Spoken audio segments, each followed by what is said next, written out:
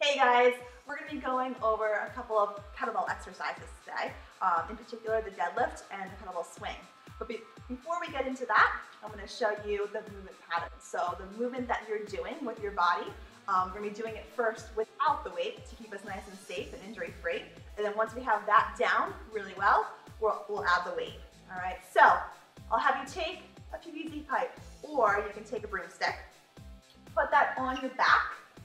All right.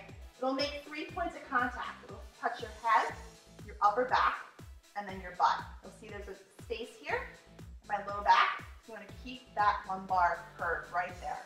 All right, so you're going to keep that broomstick on your back, touching those 3 points, while you hip hinge. So you're going to bring your hips back. Pretend there's a wall behind you.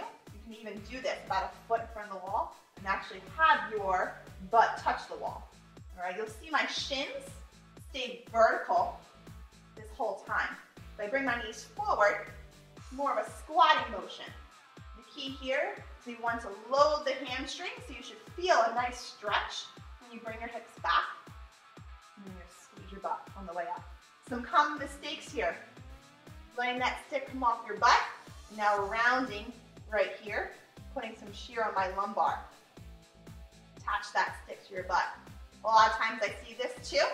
Now it's off my upper back. All right, again, now we're hyperextending and putting shear on that low back.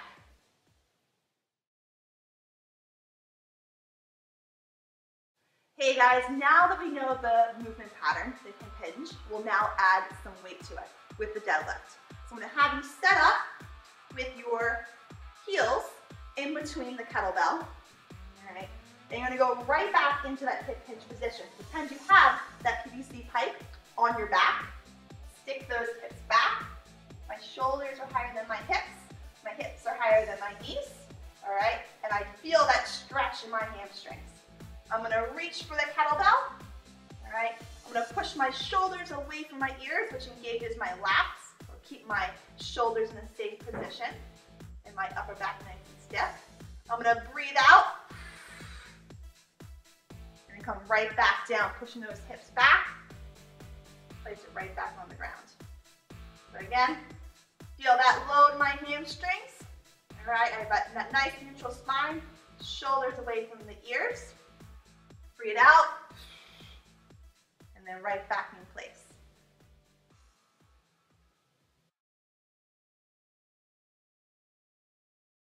Hey guys, now that we know the hip hinge and we know the deadlift, we're now going to add some power to that deadlift, which is the kettlebell swing.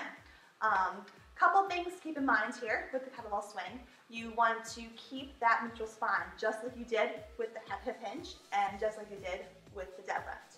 So that setup is going to be exactly the same. All right, and now we're just going to add some power to it. Even in the deadlift, you're using the back of you, so the posterior chain, your hamstrings, your glutes, to really do a lot of the movement. That's what's picking up the kettlebell, not your arms, not the quads, a little bit of the quads, but it's not your primary mover.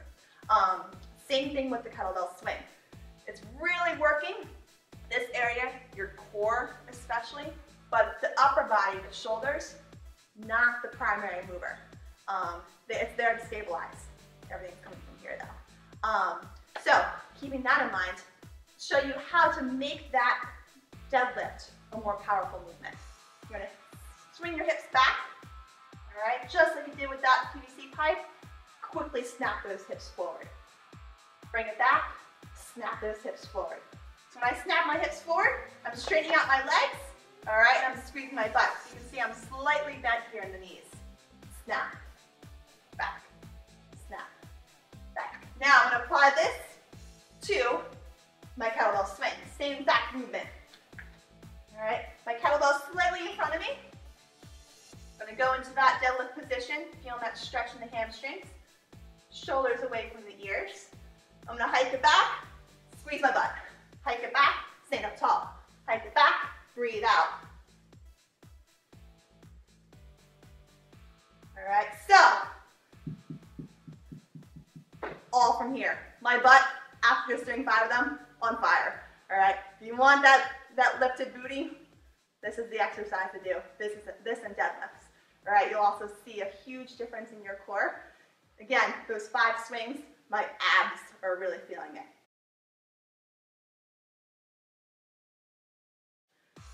So some common mistakes too that I really see a lot of with these kettlebell swings, especially with people who try to teach themselves on their own, people are not keeping that neutral spine.